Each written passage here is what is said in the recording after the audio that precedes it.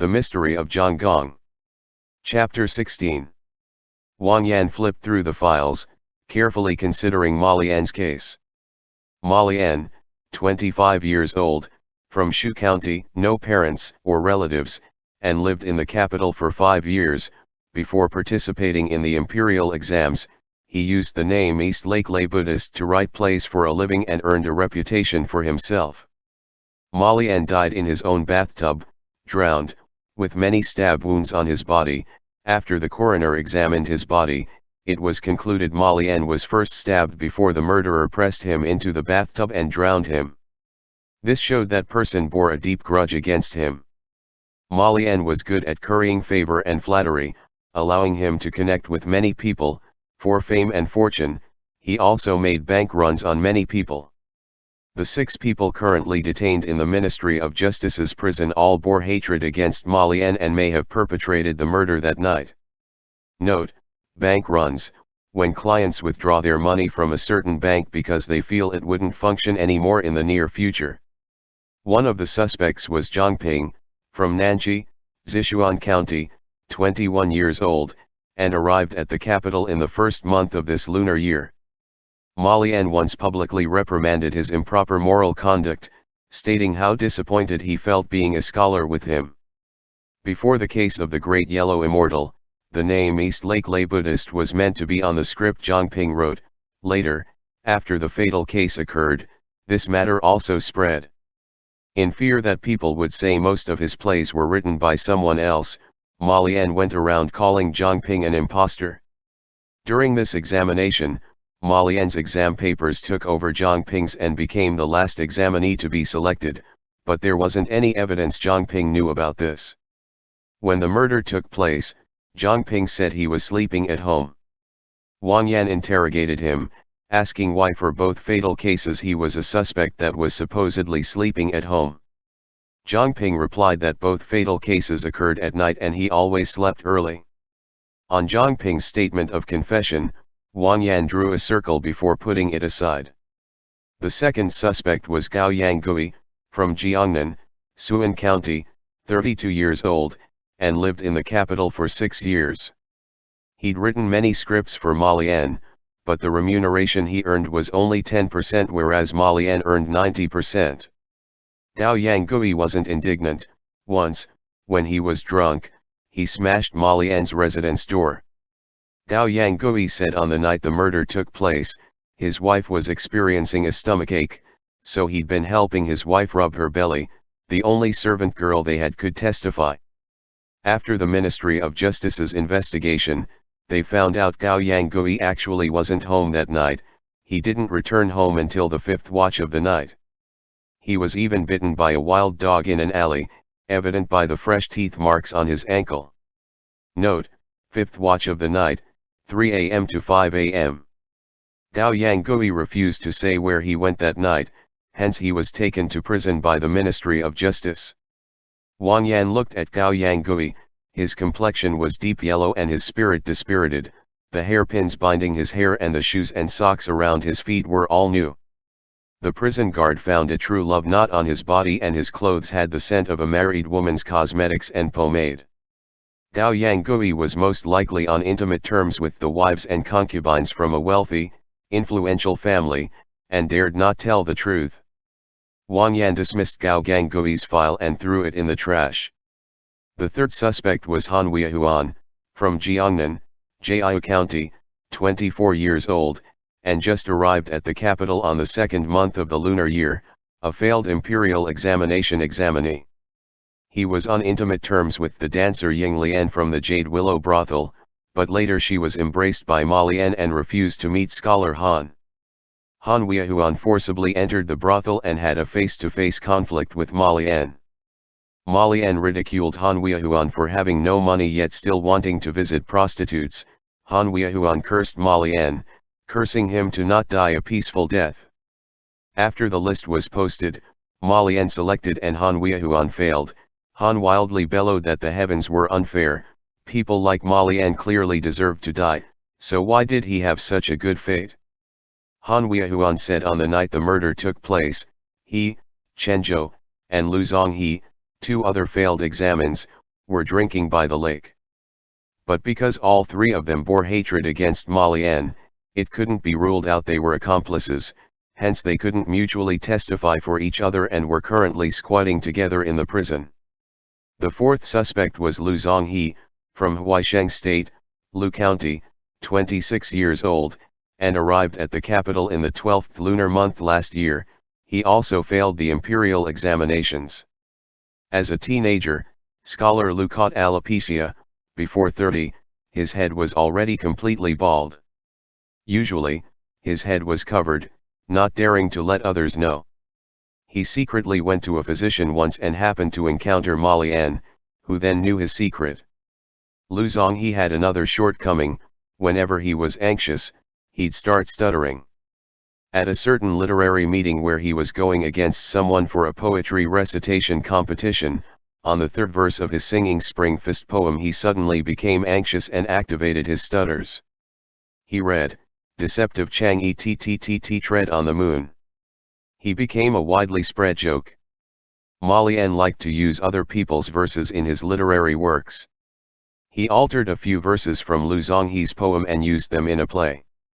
He even wrote a clown role in the play, one with a white nose and bald head. He just had to stick a headscarf on. The moment the role went on stage, he sang, "Over there, a maiden is riding a d donkey over." And so, everyone who recognized Lu Zhonghe knew he was actually bald. Originally, Lu Zhonghe had already begun considering marriage in the capital. Thinking he was not only poor but also bald, the Yu family broke off the engagement. Scholar Lu suffered a great blow and fell ill. When the examination day arrived, he still hadn't recovered and only used 30% of his learning, causing him to fail in the imperial exam. The fifth suspect was Chen Zhou, from Suishan, Sichuan County, 23 years old, no parents or relatives, and arrived at the capital at the same time as Zhang Ping, another failed imperial examination examinee. Among the 6 suspects, Chen Zhou had the lightest grievance against Molly Ann. He'd also written scripts and such to subsidize his living, and was a ghost writer for Molly Ann once. There were a few scripts he'd wanted to take on alone, but he could never grab it before Molly Ann. Chen Zhou usually liked to shoot his mouth off. Once, he said he used to be rich. Another time, he said he'd been to a magical country where fairy-like beauties resided, even saying how the female emperor wanted to make him her imperial husband. Molly Ann mocked him often. During a banquet once, he guided him to repeat those boastful words before belittling him like a clown and ridiculing him for amusement. Although these were all minor, sporadic issues, if it accumulates over long periods of time it would lead to great enmity and deep hostility. Wang Yan tapped on Han, Lu, and Chen's files before putting them aside. The 6th suspect was Gong Qinzhou, the one who mentioned Feng Ruoqi. 22 years old, from the capital. He began writing scripts at the age of 16, his pseudonym North Celestial scatters mortals. His roots were deep in the capital, even Molly Ann couldn't grab projects before him. The Sixian bookstore would publish a batch of scripts for sale. Gong Qinzhou had a higher reputation than Molly Ann and his status pushed down on Molly Ann's head, so Molly Ann thought Gong Qinzhou was in his way and always tried to find an opportunity to deal with him. Last year, a group of barbarians from the Lugan country came to the capital to get drunk and cause trouble. They even burnt a few houses and beat up the capital's constables. At that time, everyone in the capital was outraged. Molly Ann knew Gong Qinzhou like one of the brothel's Lugan belle and would often go watch her dance, even having the intentions to buy her back to his residence, so he leaked this matter to everyone he knew and even hired people to pretend as hot-blooded scholars hating on the Lugan people to throw rotten vegetables and spill feces over Gong Qinzhou's front door. Molly Ann had always initiated an association with Gong Qinzhou and the two of them would even often drink together. Gong Qinzhou didn't believe Molly Ann would harm him, but only Molly Ann knew he was seeing Huji. Minor facts about him, such as how he liked to eat sesame seed pastry, were all spread out. After Molly Ann finished doing this, he began publicly publishing poems insinuating Gong Qinzhou. More and more people started cursing Gong Qinzhou. In order to know the truth, he prepared himself to risk everything. At that time, he and Molly Ann were both in a residential accommodation rented from the bookstore, organizing their manuscripts. Only he and Molly Ann could go in and out of there. He deliberately wrote 3 long, distinguishable poems ridiculing the hot-blooded scholars and placed it on the wall where he and Molly Ann worked together, in his own home, and in a tea house. The poems placed in these 3 places were the same in terms of name and introduction. Other than that, they were slightly different in length and wording. That night, everyone cursed Gong Kinzo to be the barbarian slave. The very first person who called everyone to denounce him quoted the poem he put in the bookstore. After that accident, Gong Kinzo's reputation was greatly damaged. Molly Ann took the opportunity to promote himself everywhere. He only took the lead to step on Gong Kinzo behind his back. After publishing the insinuating poems that instigated Gong Kinzo's fury, he no longer participated in this matter. During Chinese New Year and other festivities, among the gifts Molly Ann would send the bookstore, he wouldn't forget to include Gong Kinzo's share. He'd say because of a few poems he wrote, Gong Kinzo misunderstood him and wouldn't interact with him, and would ask the bookstore staff to help him transfer the gifts to him. This caused the bookstore staff to feel he had a more graceful moral conduct than Gong Kinzo. At the same time, Molly Ann and the scholars who stepped on Gong Kinzo became bosom friends and would often flatter each other. The scholars would publish literary works everywhere complimenting Molly Ann's brilliant talent and even granted him the title East Lake Heavenly Penmanship. After listening to Gong Kinzo's confession, Wang Yan stated, "Then you have deep hatred and desire for revenge against Molly Ann." Gong Kinzo sneered. "Not exactly hate, I just feel this person is very disgusting. I would never change myself into a murderer just to take revenge on such a person. Before, I never quite understood the ways of the world.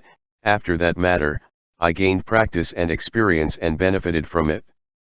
Besides, the small tactics Molly Ann used to deal with me really aren't worth mentioning compared to the schemes he used on Feng Ruoqi. Whenever I think of Feng Ruoqi, I no longer feel unfortunate." For him to constantly mention Feng Ruoqi, Wang Yan wasn't sure whether he was truly sympathetic or if he was deliberately dragging him into the mire. Wang Yan drew 2 circles on Gong Kinzo's statement of confession, then prepared himself to meet with Feng Ruoqi. He couldn't rashly let the constables bring Feng Ruoqi. Because this person was awarded the Jinshi 3 years ago, was Lanzhu's head supervisor, and was the Ministry of Right's chief minister, Gong Songming's disciple. Feng Ruoqi was currently a minister working in Jiangnan County, was who? It was clear it wouldn't take a few years before he'd be promoted to the prefectural magistrate. He recently entered the capital to visit his teacher Minister Gong and was indeed still in the capital when the murder took place. Wang Yan didn't wish for Feng Ruoqi to be the true murderer. With Feng Ruoqi's rank, once he becomes involved the case would be snatched away by court of judicial review. Wang Yan reckoned someone like Feng Ruoqi wouldn't lose himself due to old grievances and take the risk to kill someone who hadn't yet become an official. However, whilst the papers were graded, Grand Tutor Yun's beloved disciple Lu Bing strongly recommended Molly Ann, and Molly Ann indeed climbed himself to the highest branch. If Feng Ruoqi knew, maybe. Everything is a maybe. Wang Yan went to the prison cells again to take a look. The scholars had finished making an indignant racket and Zhang Ping was squatting in the corner eating dinner. Chen Zhou had no appetite to eat, so Zhang Ping ate the buns on his behalf. Looking at him, Wang Yan felt annoyed, so he waved his sleeve and left the prison, ordering people to send his name card to Feng Ruoqi's residence and clearly stating he would pay his respects the next day. At midnight, Lan Zhu was awakened by Lan Hui's fearful cry. Lan Hui looked at him with red eyes and said, "Didi, ghost." When Lan Hui came back from Wang Yan's residence, he'd become a piece of black charcoal. There were scratches and bruises over his body, but his eyes were bright and vitality flourishing. Lan Zhu was secretly pleased and didn't want the current matter to reoccur. He helplessly said, "Didn't I give you a wild boar talisman? Why are you still afraid of ghosts?" Lan Hui gingerly took out the wild boar from his arms. When he was play fighting with the Wang family's children, the wild boar's tusks broke. Deity, the ghost is here again. Could it be now that the wild boar's tusks are broken, it can no longer attack the dryad?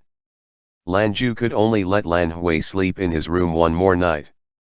Lan Hui would keep on whispering that the ghost was covered in blood and had climbed out from the water. It wasn't a dryad, it was a kelpie, hence wild boars were useless.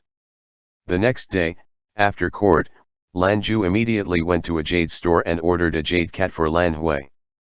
Next to the jade store was a monastery. After leaving the jade store, Lan Ju was about to enter his sedan chair before he saw a familiar figure hurriedly exiting the monastery and, with lightning speed, enter a small and simple sedan chair. That figure vaguely looked like his brother-in-law, Lu Yuan. End chapter.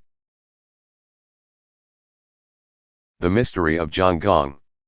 Chapter 17. Wang Yan sat on the sedan chair and arrived at Feng Ruoqi's residence. Feng Ruoqi had a residence in the capital located in the west at Karong Lane. The lane was narrow. Wang Yan's sedan chair twisted and turned for a very long time before stopping at the furthest entrance in the lane. Wang Yan's attendant knocked on the old-fashioned door. A moment later, a man wearing a light azure changshan and square scarf opened the door, appearing around 30 years of age. Wang Yan's attendant stepped forward and said, "May I ask if Lord Feng dash?" Before he could finish speaking, Wang Yan interrupted. "Wait here."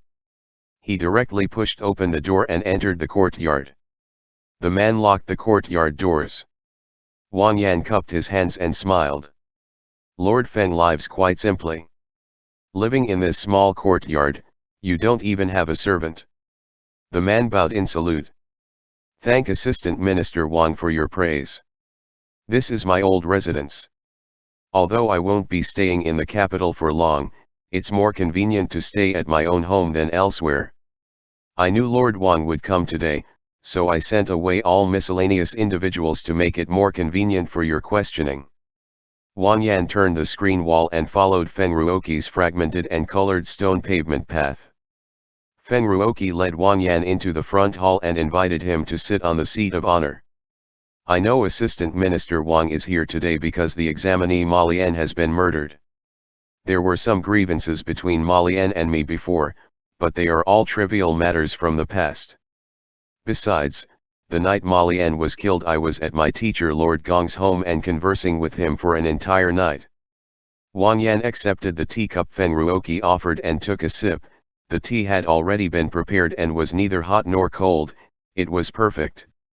Wang Yan praised the good tea before he put down the teacup and said, Lord Gong fell ill a few days ago, I also visited him on behalf of my father. Fortunately, it's a minor illness, but he still needs a good recuperation and not tire himself out.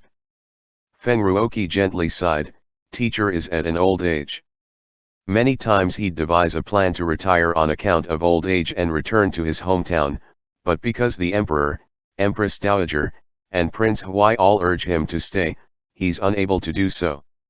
His heart is too used to worries, unable to let them go, so I thought I'd visit him. I repeatedly advised him to sleep, but in the end, I still conversed with him all night. Wang Yan responded, the younger generation and I should all learn to repay the court's kindness by rendering our services like Lord Gong. Lord Feng, I received a report saying you had some grievances with Ma Lian. It was a verbal statement with no proof. I'll repeat it for Lord Feng, if you find any fabricated information, do not hesitate to tell me. Feng Ruoqi replied, Assistant Minister Wang is too courteous. It'd be reasonable even if you suspect me and bring me back to the Ministry of Justice. I also want to clarify myself as soon as possible and cleanse any suspicions, so please continue. The scholars in the prison had either lamented or outcried an entire night, so they were all tired, they waited and waited, yet none of them was brought before the court. Gong Qinchuan sighed. I hope a vengeful ghost won't appear while I wait. Chief Minister Tao is a good person, but Assistant Minister Wang is obstinate and self-opinionated, unable to differentiate right from wrong. He brought us here, yet we're not tried in court nor investigated. Who knows what's going to happen? Chen Zhou spoke up. Brother Gong, I'm going to be meddlesome and ask, in front of Assistant Minister Wang, why do you say that Feng something is suspicious? Brother Zhang and I have first-hand experience with how he handles cases. The more someone is pointed out, the more skeptical he finds that person. Gong Qinchuan replied, Feng Ruoqi is a minister appointed by the imperial court. If it wasn't for the fact he indeed had deep hatred and desire for revenge against Ma Lian, I wouldn't mention him. Feng Ruoqi's other name, all of you perhaps have heard of it, is Mu Yasheng. Chen Chu's expression changed. He's Mu Yasheng, the one who wrote the sagas.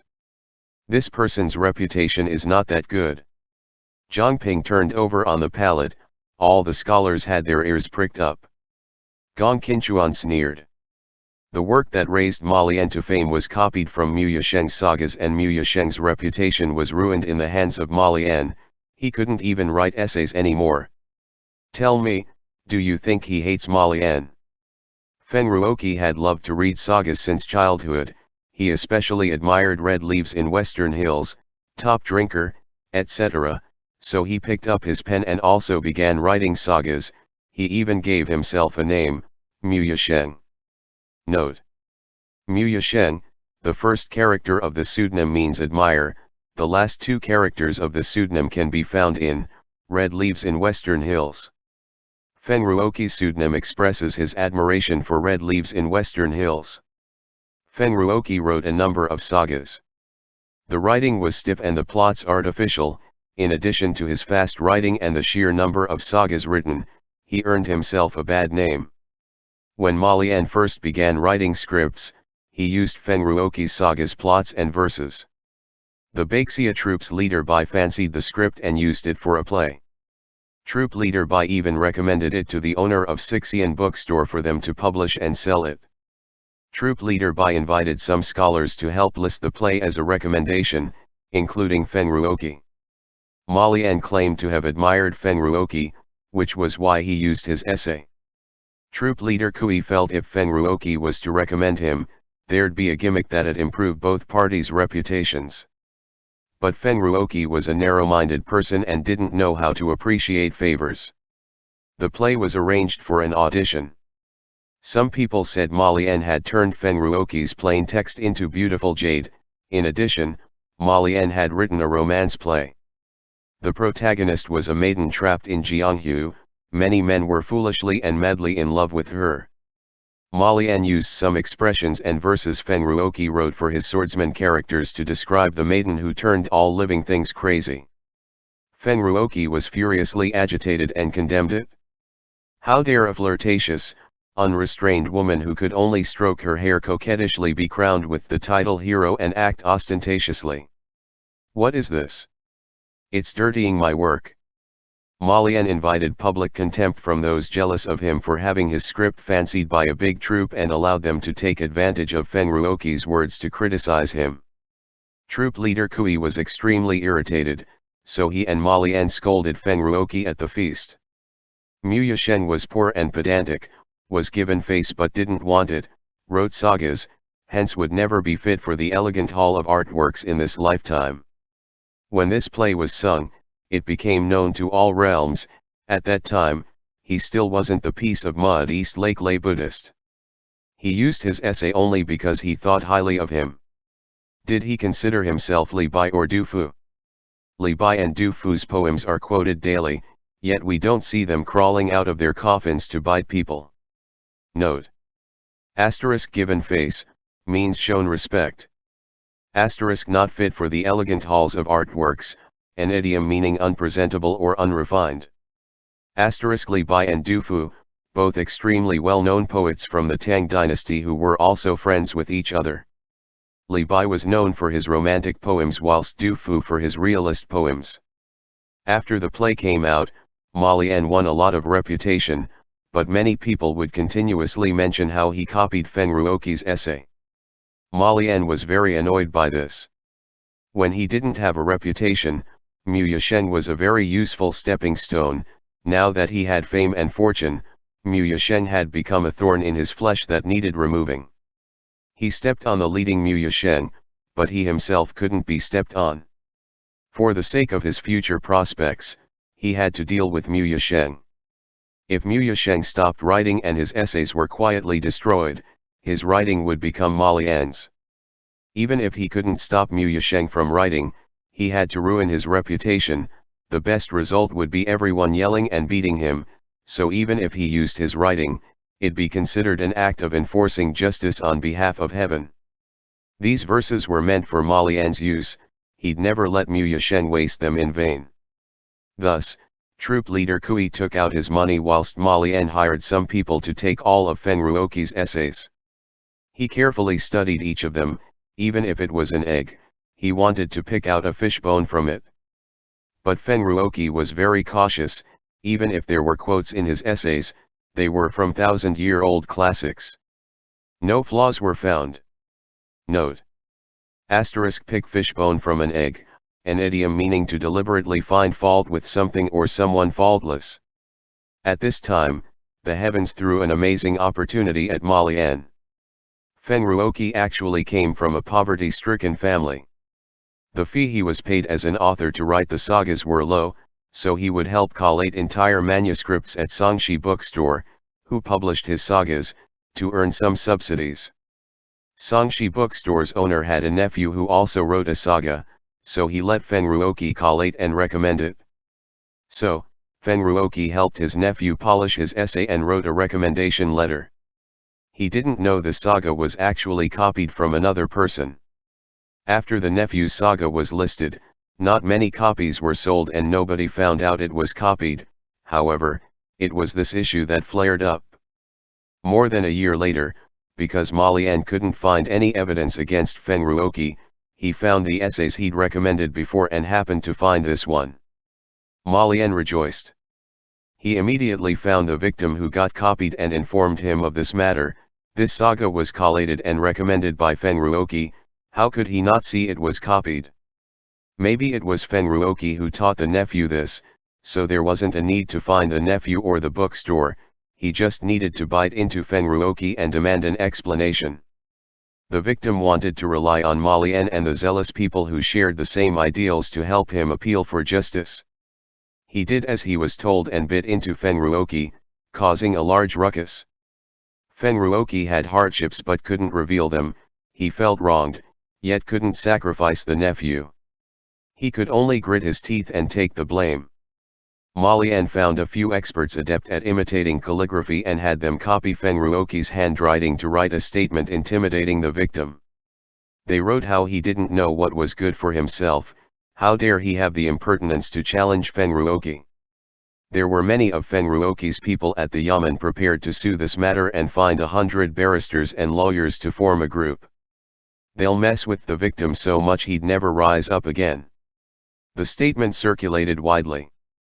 Sixian bookstore had many scribes, so they concocted several denunciations against the enemy.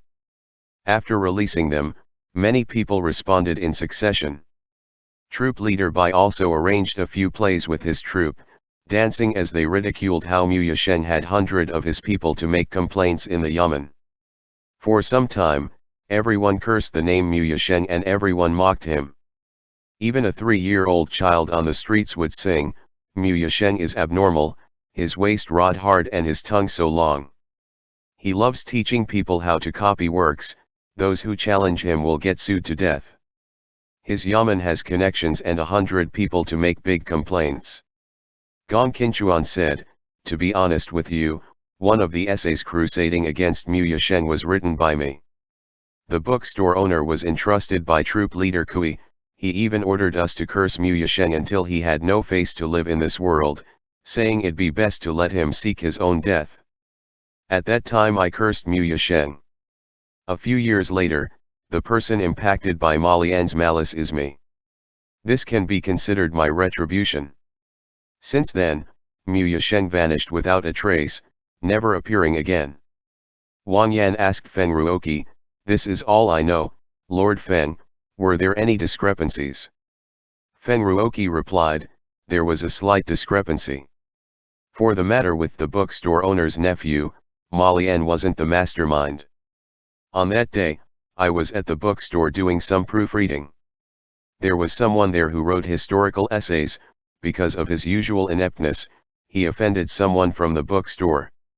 He also just happened to cause problems when proofreading, giving others the opportunity to act against him. Since then, he could no longer have his essays published by the bookstore. Because there were some conflicts of interest between us, several people at odds with me said I was jealous of him and intentionally extruded him. This strategy killed two birds with one stone. The truth is, I only proofread sagas and couldn't even touch historical essays. But this person believed it. He was the one who noticed the fault with the bookstore owner's nephew's essay. Molly Ann just profited from my misfortune after knowing of this matter. However, this person wasn't as influential as Molly Ann. In the end, it was Molly Ann who contributed the most. Looking back now, the world was only the size of smoked bean curd, yet as powerful as the bureaucracy. Wang Yan took another sip of tea. Lord Feng suffered such great grievances. How did you let it go? Feng Ruoqi responded, at that time, there was both hate and grievance in my heart. I couldn't wait to rent a cart to the Yellow River and jump in. One day, I was walking on the outskirts of the city and heard the bells of a mountain temple. I suddenly thought that a mortal's time on earth was but a few decades. What isn't like a floating cloud, over in the twinkling of an eye? Suddenly, I let go. I participated in the imperial examination and actually succeeded. I guess I won some and lost some. Wang Yan pushed aside the floating leaves. Lord Feng had come to appreciate magnanimity. However, before Lord Feng let go of everything, did you do anything else? Did you truly let go? Feng Ruoqi was taken aback before he smiled. After my awareness, I naturally let go. Thinking back to it now, the issue was merely as big as a sesame seed. It wasn't worth my distress. Wang Yan also smiled and took out an old book with an ink indigo cover from his sleeve. I accidentally acquired this swordsman of the Nine Pine Mountains. In the story, the swordsman killed his foe with his own hands. It was indeed an enjoyable read. Why do I feel like the way the swordsman received his injustice is slightly similar to Lord Feng's past experiences? The person who wrote this saga is called Sir Pickled Vegetables. This name is very interesting. Feng Ruoqi's expression changed, he coughed. The Ministry of Justice is truly powerful. Within such a short period of time, you could even find this book.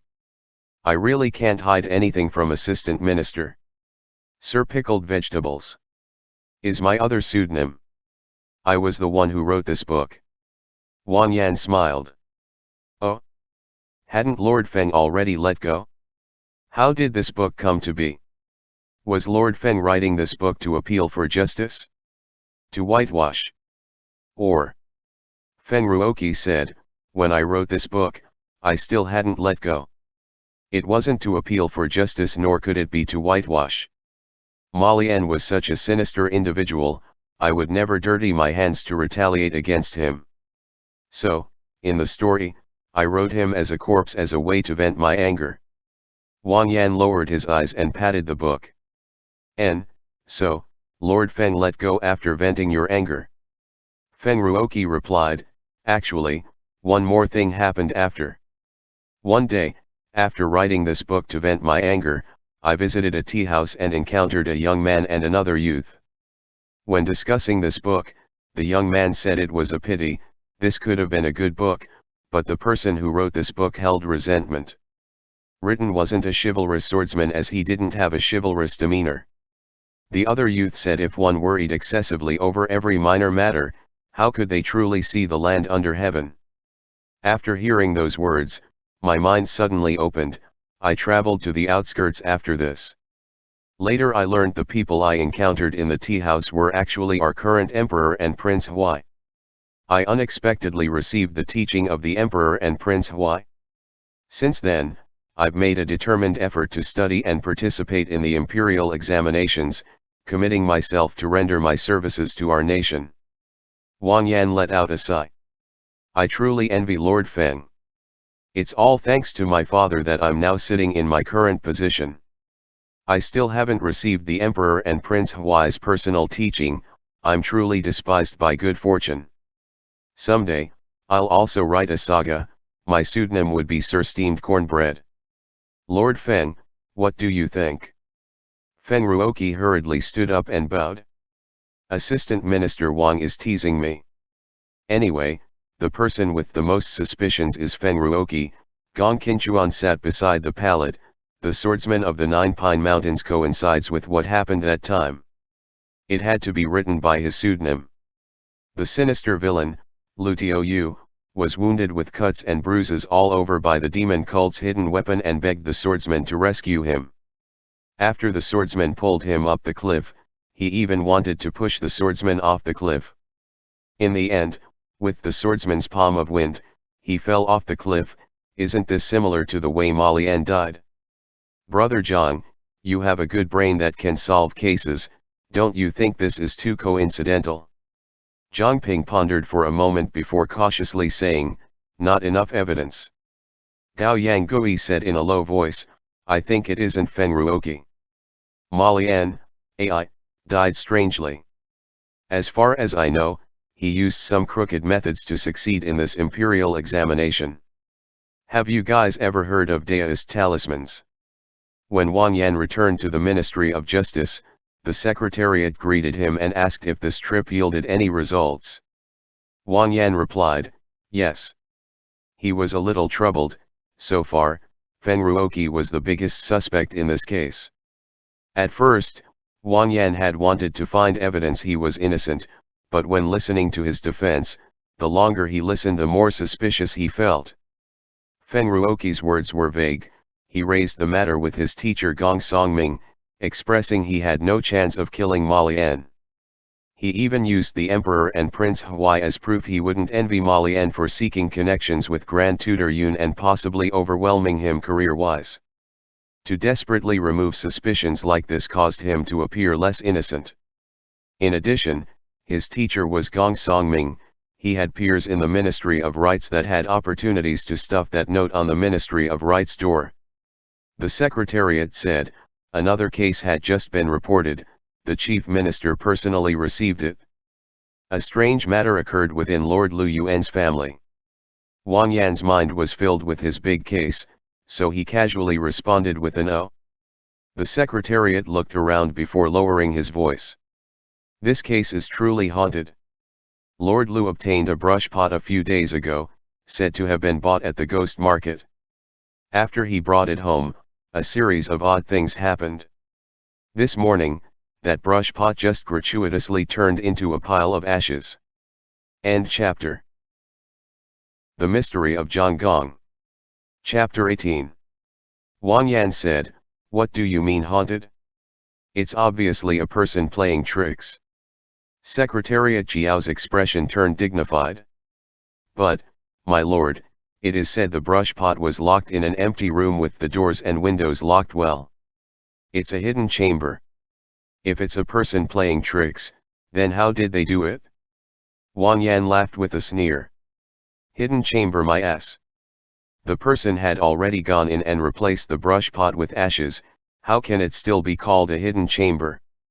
We don't need to pay attention to this kind of trick. I just want to know why they did this. Secretariat Jiao said, my lord is right. Why did that person do this? Wang Yan replied, it's very likely someone wanted to borrow Chen Zishang's years-old case to overturn some waves. Secretariat Jiao, how will you be investigating this? Secretariat Jiao's expression flickered. This. I don't know either. Wang Yan smiled. Secretariat Jiao had always been Tao Zhufeng's parrot. Perhaps Tao Zhufeng had no plan for this case, so he let Secretariat Jiao sound out some opinions. Sure enough, in the afternoon, Tao Zhufeng called Wang Yan over and told him the Court of Judicial Reviews received a major case. It needed the Court of Judicial Reviews, the Ministry of Justice, and the Censorate to gather for a joint hearing. Tao Zhufeng needed to attend to this case, so he couldn't look after Lu Yuan's case, hence he asked Wang Yan to take over for him. Wang Yan gladly took over, and said to Tao Zhoufeng, I still have Palace graduate Ma's murder case in my hands, so during my investigation, there may be fewer formal courtesies to speed it up. I hope Lord Lu won't blame me for being offensive.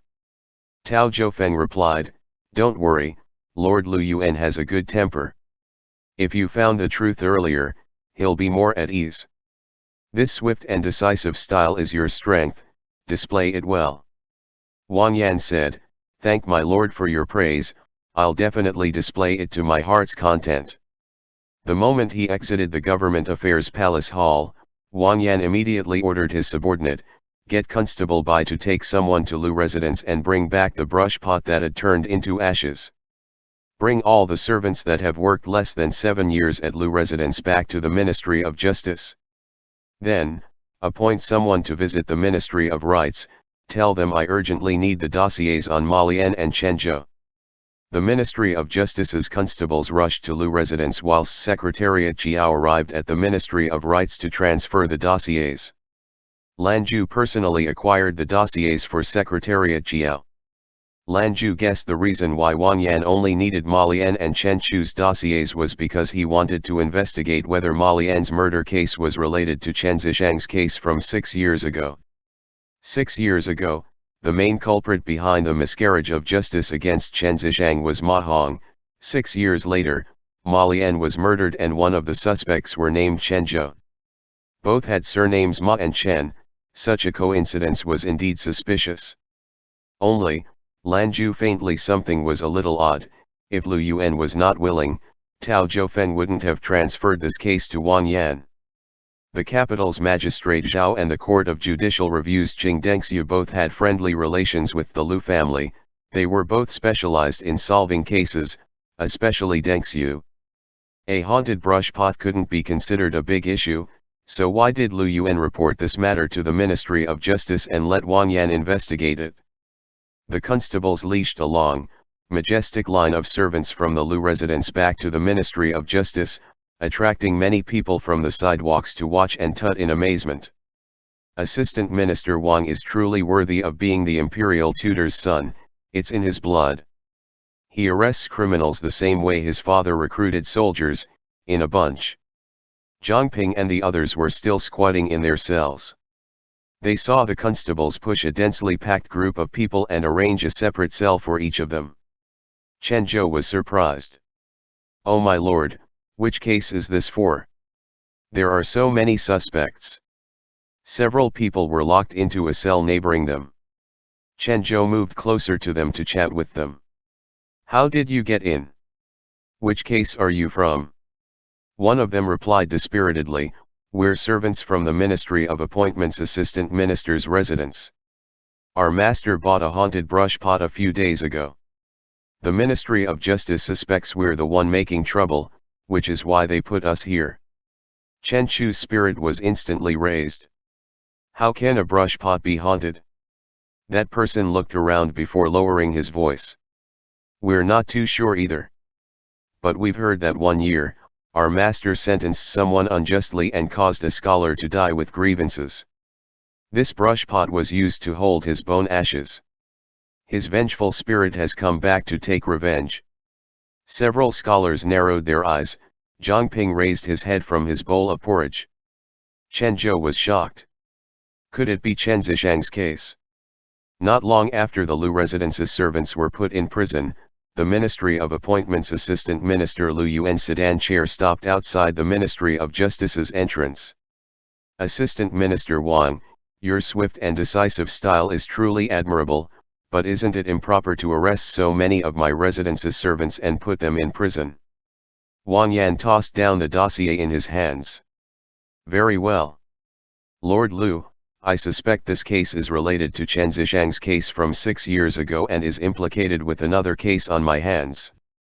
In order to solve the case as soon as possible, I have no choice but to act a bit more extreme. Lord Lu has come at just the right time.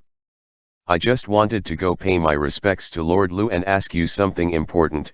How did Lord Lu obtain the brush pot? Lu Yuan sighed softly. I obtained it by accident. The other day, because of an official business, I visited the ghost market. The emperor had just ascended the throne and needed to rectify political corruption. The imperial court received a report that several officials had accepted bribes.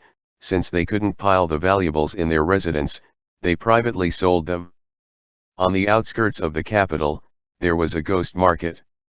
Originally, the children of fallen rich families would come here and sell items from their homes.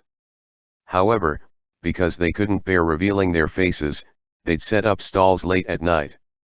There'd only be an oil lamp on the stalls for illumination, preventing people who were buying to see who was selling. Later, the market gradually became climactic and turned into a designated black market. It opened at around the third or fourth night watch period and closed at the fifth night watch period before dawn.